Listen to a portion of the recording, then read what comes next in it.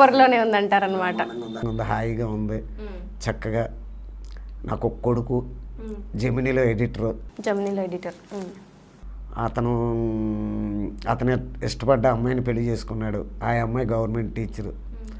వాళ్ళిద్దరికే ఓ బుడ్డది పుట్టింది, కావ్య. వాళ్ళు సంసారం వాళ్ళు చేసుకుంటున్నారు. వేస్తూ ఉంటుందా మీ మీద పంచులు? మీరు అప్పుడప్పుడు జబర్దస్త్ ఇంకా పంచులేసే అంత స్థాయికి రాలేదు, కానీ బాగా ఉంటుంది, యాక్టివ్గానే ఉంటుంది. బట్ ఓ పాప, ఆ పాప అల్లుడేమో సాఫ్ట్వేర్ బెంగళూరులో, వాళ్ళు ఇక్కడ వీళ్ళు, ఇంట్లో ముసలమ్మ నేను.